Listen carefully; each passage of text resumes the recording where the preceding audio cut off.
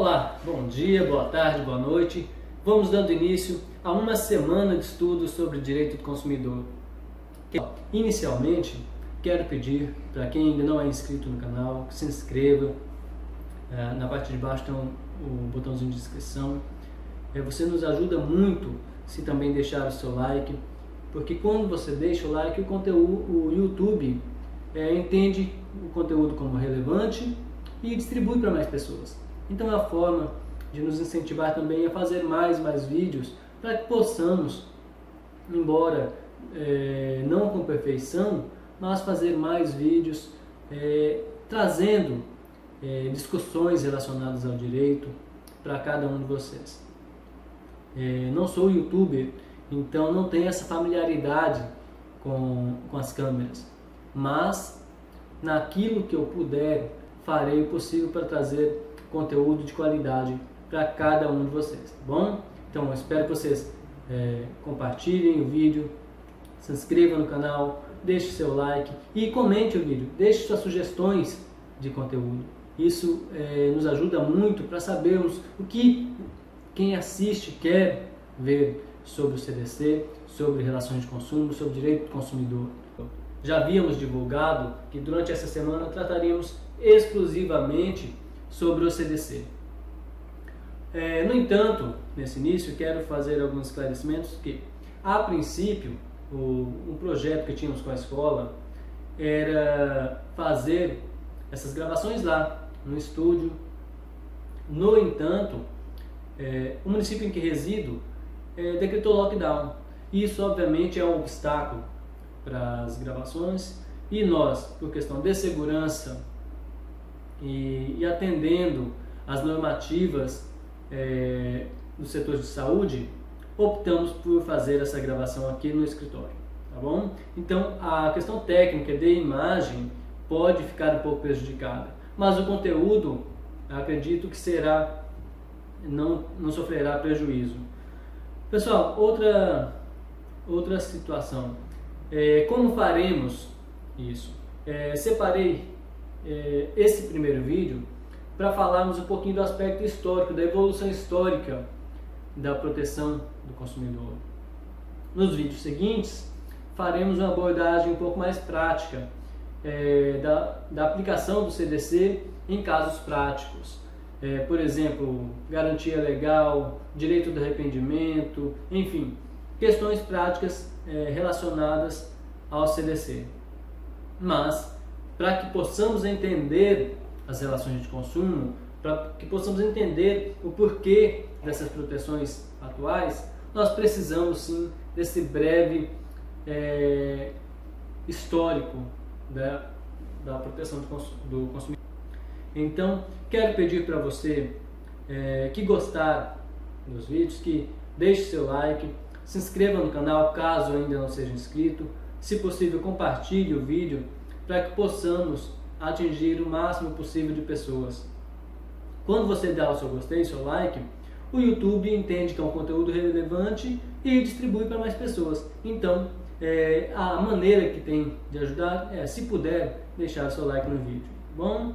Então vamos iniciando o nosso vídeo de hoje sobre essa evolução histórica da proteção do consumidor. Inicialmente, temos que destacar que, embora o CDC seja mais recente, as relações de consumo elas são muito anteriores. Desde os primórdios da civilização, o comércio é exercido.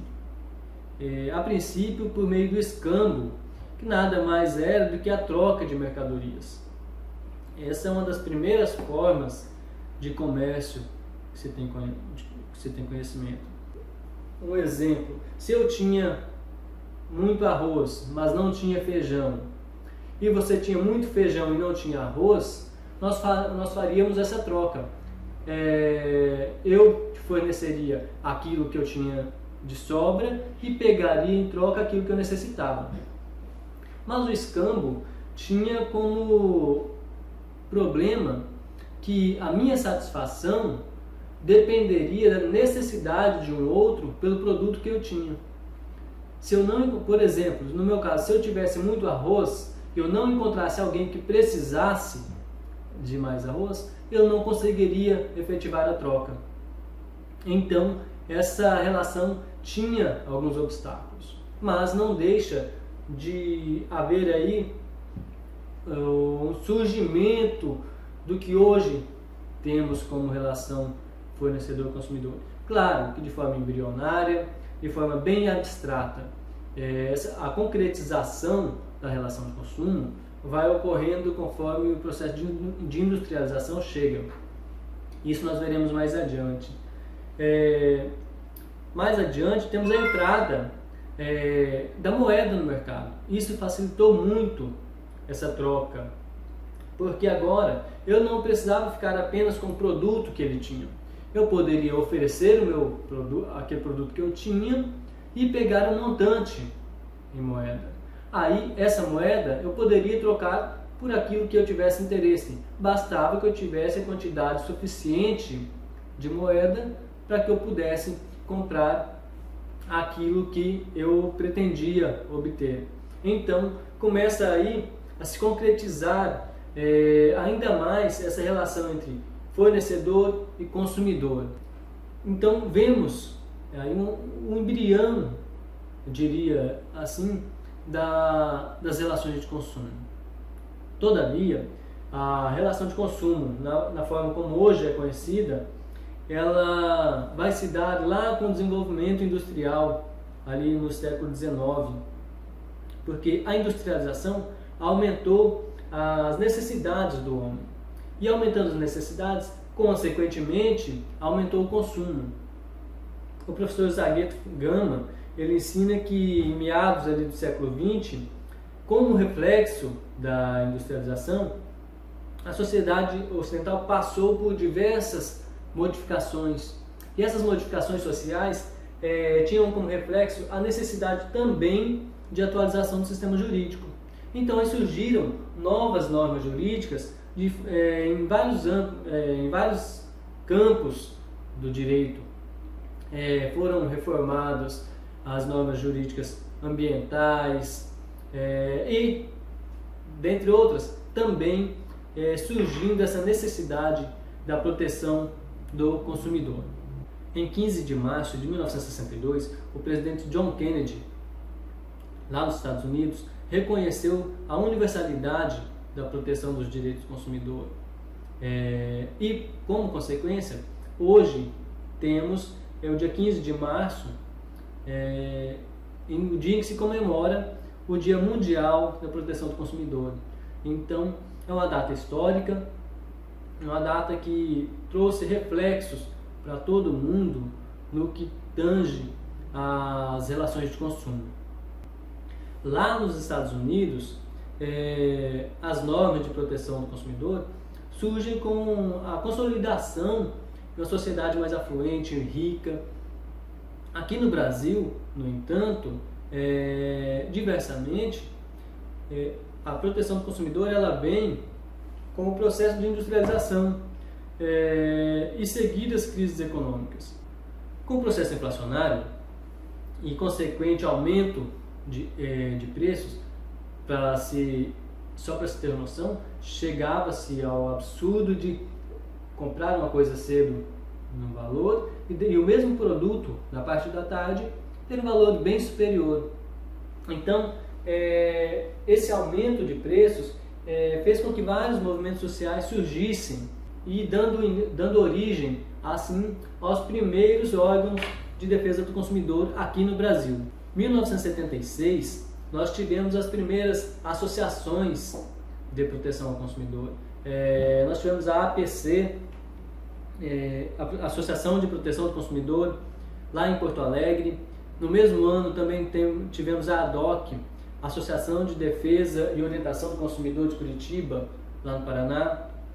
E tivemos também o Grupo Executivo de Proteção do Consumidor, que hoje é a Fundação Procon do Estado de São Paulo. Então, vemos aí que essa movimentação social, diante daquele processo inflacionário, fez com que surgissem as primeiras instituições aqui no Brasil destinadas a discutir a buscar a proteção do consumidor. Indo um pouquinho mais adiante no tempo, lá em 1985, em razão do engajamento de vários setores da sociedade, aí entrou o OAB, entraram os PROCONs estaduais, o Ministério Público, parte do Ministério da Justiça, dentre muitos outros, e criou-se então o Conselho Nacional de Defesa do Consumidor. Vou pedir para a edição colocar o número do decreto aqui na tela, que eu não me recordo agora, mas esse decreto criou o Conselho Nacional de Defesa do Consumidor, e isso em decorrência do engajamento de setores da sociedade que viram a necessidade do Estado tomar medidas a proteger o consumidor. Nesse mesmo ano, a ONU, por meio da Resolução 39248 de 85, estabeleceu diretrizes para a proteção do consumidor. Começa-se então a haver uma pressão em relação aos governantes para que criem normas de defesa do consumidor. E no Brasil não foi diferente. Essa pressão chegou, foi se apertando o governo até que editasse uma lei específica de proteção ao consumidor. Então, em 11 de setembro de 1990, foi por meio da Lei 8.078 de 90, criou-se o Código de Defesa do Consumidor, atualmente em vigor, claro que com muitas alterações desde então, mas que é exemplo mundial de proteção ao consumidor. Mas aí você pode me questionar, Johnny, se temos um código que você está me dizendo que é paradigma, que é exemplo de defesa do consumidor, por que temos tantos problemas nas relações de consumo? Pessoal, não basta termos a lei, é preciso que ela seja cumprida na forma como está. Vê-se muitas vezes visões equivocadas do CDC, tanto pelo comércio, pelo fornecedor, quanto pelo consumidor. Mas nos próximos vídeos trataremos sobre casos midiáticos aí disponíveis na internet, que determinado deputado chega em um estabelecimento, faz todo um alvoroço, mas nós falaremos sobre isso em outros vídeos, tá bom? Então, quando alguém disser que o CDC não é eficaz, você pode invocar lá o que Montesquieu disse lá atrás. Quando vou a um país, não examino se há boas leis, mas se as que lá existem são executadas, pois boas leis existem por toda parte. Então, nós não basta que tenhamos boas leis, precisamos que ela seja cumprida, tá bom? Então, com esse movimento histórico, chegamos a um ponto que temos uma efetiva proteção ao consumidor. Como se dá isso? Como que isso é feito na prática? Nós veremos nos nossos próximos vídeos, tá bom? Então, peço para que vocês deixem nos comentários quais os principais temas.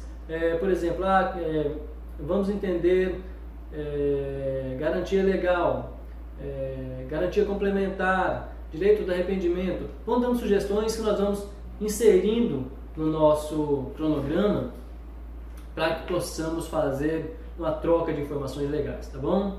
Então, esse foi o nosso primeiro vídeo, só uma introdução com essa parte histórica, e nos próximos vídeos trataremos do CDC em si, ok? Pessoal, então, forte abraço, peço novamente desculpa pelo fato da gravação ter que acontecer aqui no escritório, porque infelizmente, devido ao lockdown